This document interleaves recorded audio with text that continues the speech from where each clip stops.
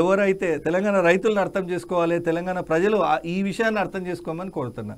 ఏ కాళేశ్వరం కట్టినోడు పర్లేవాసి నాణ్యత లేని కట్టడాలు కట్టి ఇవాళ మీ పంటలు ఎండడానికి కారణమైనరో వాళ్ళతోని ఈ బీజేపీ బీఆర్ఎస్ మోడీ కేసీఆర్ ఇద్దరూ భాగస్వాములే. ఆ దొంగతనంలో వీళ్లకు పాత్ర ఉంది అని చెప్తున్నా. ఎందుకు వాళ్ళ దగ్గర ఈయన 180 కోట్లు చందాలు తీసుకున్నాడు, 180 కోట్లు అది కూడా సుప్రీంకోర్టు బయట పెడితే బయటకు వచ్చింది, లేకపోతే ఎట్లా వస్తుంది? అది పర్రెల వాసి దగ్గర అంటే బ్యాగులు పంపించిండు.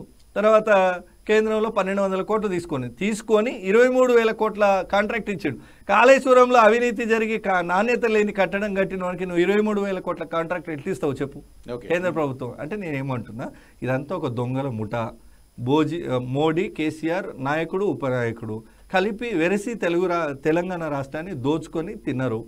ఆ ఫలితాలన్నీ మేము ఇప్పుడు వీళ్ళు చేసిన పాపాల పాపమే, ఆ కర్మల పాపమే ఈ రోజున కరువు. దీన్ని కడుక్కుంటా తెలంగాణ ప్రజలకు మంచి చేయాలి, రైతులకు మంచి చేయాలి, నిరుద్యోగులకు మంచి చేయాలి అని మేము ముందడిగేసినాం. ఇచ్చిన ఈయన ముఖానికి ఎప్పుడు 30,000 4 నెలల్లో 30,000 వర్క్ ఆర్డర్స్ ఇచ్చిరా, అంటే అపాయింట్మెంట్ ఆర్డర్స్ ఇచ్చిరా. ప్రభుత్వ ఉద్యోగాలు, కాంట్రాక్ట్ ఉద్యోగాలు కాదు, భర్తీ చేసిన ప్రభుత్వ ఉద్యోగాలు. వీళ్ళు ఉంటే కోర్టు కేసులు, పేపర్ లీకులేనాయి. Okay, right. ప్రధానంగా ఇప్పుడు జరుగుతున్న ఈ ఆన్గోయింగ్ కేసెస్ ఇవి చూస్తుంటే ఫోన్ ట్యాపింగ్ కావచ్చు, ఇటు కాళేశ్వరం ఎంక్వైరీ కావచ్చు, మొత్తం మీద మీ టార్గెట్ కేసీఆర్ ఫ్యామిలీనా? కేసీఆర్ ఫ్యామిలీ కాదు, ఆ అవినీతిలో ఎవరికి భాగం ఉంటే వాళ్ళు. అది కేసీఆర్ అయినా, అటెండర్ అయినా, ఎవరైనా. తర్వాత మోదీ అయినా. కాళేశ్వరం మీద నియమించిన రిటైర్డ్ జడ్జి రాగానే కేసీఆర్ నోటీస్ ఇస్తామంటున్నాడు, వాళ్ళు క్లియర్గా చెప్తున్నాడు. దానికన్నా ముందు కేసీఆర్ గారి స్పీచ్లు విన్నట్టున్నారు ఆయన. ఎందుకంటే కాళేశ్వరం నా కృషి, నా బ్రెయిన్ చైల్డ్, నేనే ఆలోచించి డిజైన్ చేసి కట్టించిన, నా రక్తాన్ని చెమటగా చేసిన అని కేసీఆర్ చెప్పిండు. ఇప్పుడు కన్వీనియంట్ గా తప్పించుకుంటున్నాడు. ఇంజనీర్లు చెప్తున్నారు కదా, మేము చెప్పింది ఏడా నడిచింది సార్, మాదే. ఆయన ఇప్పుడు కేసీఆర్ దగ్గర ఒక విపరీతమైన ధోరణి ఉంటుంది, మీకు కూడా భవిష్యత్తు తెలిసే ఉంటుంది.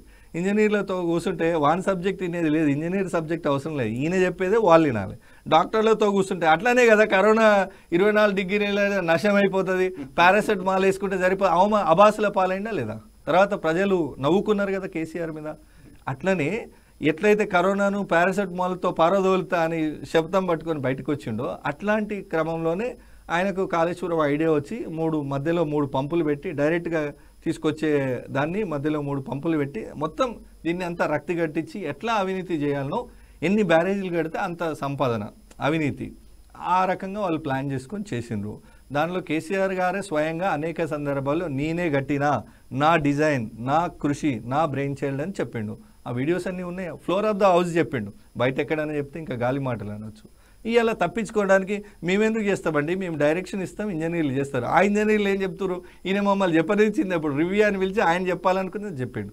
ఆయన వెనకాల ఒక టీం ఉంటుంది, ఇన్ని ప్రాజెక్టులు కడితే మనకి ఇంత మిగులుతున్నాయి అని అనుకుంటే దాని ప్రకారం ఇది బాగానే ఉంది, ఇది కానిచ్చేయండి అని చెప్పి వెళ్ళిపోయినట్టు రివ్యూల నుంచి. ఈ విషయాన్ని కన్ఫెస్ అయినరు. ఎక్కడ వాళ్ళ ఉద్యోగాలు, వాళ్ళ కుటుంబాలను అయితే రోడ్లు వేసుకోలేరు కదా ఇంజనీర్లు. ఉన్న విషయాలు వాస్తవంగా చెప్పాల్సిందే కదా.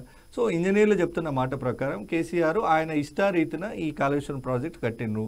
సాయిల్కి అంత స్ట్రెంత్ లేదు, ఇక్కడ కట్టలేమని చెప్పిన రోజున కూడా దాన్ని కూడా పట్టించుకోలేదు అనేది నిర్ధారణ అయింది. What about phone tapping? దాంట్లో గతంలో రేవంత్ రెడ్డి ఫోన్ ట్యాపింగ్ చేశారు కాబట్టి ఇప్పుడు దాంట్లో ఇరికించే ప్రయత్నం, ఒక కక్ష సాధింపుకు పాల్పడుతున్నాడా?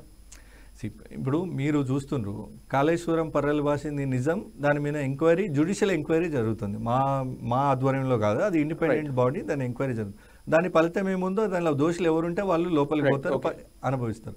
ఫోన్ ట్యాపింగ్ కూడా అంతే. ఒకటి మీరు చెప్పండి, రేవంత్ రెడ్డి గారి ఇంటి చుట్టూ అత్యాధునిక టెక్నాలజీతో కొంత వ్యవస్థను ఏర్పాటు చేసి ఇంట్లో భార్యాభర్తలు, తల్లి కూతుళ్ళు, మామాళ్ళు, అన్నదమ్ములు మాట్లాడుకునే మాటలు వినొచ్చా? ఇవన్నీ భార్యాభర్తలు మాట్లాడుకునే బెడ్రూమ్ విషయాలు కూడా విన్నాడు అంటే కేసీఆర్ కుసంస్కారి అనడానికి, నీచమైన రాజకీయం చేసిండు అనడానికి ఇంతకంటే ఏం ఉదాహరణ కావాలి? ఫోన్లో మాట్లాడడం కాదు, ఫోన్లో మాట్లాడిన వింటే ఫోన్ ట్యాపింగ్. ఇదైతే అది ఆ ఫ్రీక్వెన్సీలో, ఆ రేడియస్లో ఉన్న ప్రతి శబ్దాన్ని రికార్డ్ చేస్తుందట. అట్లాంటి టెక్నాలజీని తెచ్చి ఒక ప్రైవేట్ సైన్యాన్ని ఏర్పాటు చేసుకొని వారికి దగ్గరి వాళ్ళ సోషల్ కాస్ట్కి సంబంధించిన సేమ్ కాస్ట్ వాళ్ళందరినీ పోలరైజ్ చేసి ఒక ప్రైవేట్ సైన్యాన్ని ఏర్పాటు చేసుకొని కాలకేయ సైన్యంతో ఈరోజు అప్పుడున్న ప్రతిపక్ష నాయకుడు ఉన్న మా రేవంత్ రెడ్డి గారు కానీ, ముఖ్య నాయకులందరినీ కానీ వాళ్ళ ఫోన్లు వినడం, తర్వాత కొన్ని బెడ్రూమ్ల విషయాలు వినడం, ఇట్లాంటి ఒక చిల్లర రాజకీయం కేసీఆర్ గారు చేసిండ్రు. చేసిన దానికి ప్రతిఫలం ఏముందో కేసీఆర్ గారి డైరెక్షన్ లేకుండా ఒక ఐపీఎస్ ఆఫీసర్ ఈ పని అంతా చేయగలుగుతాడా మీరు చెప్పండి.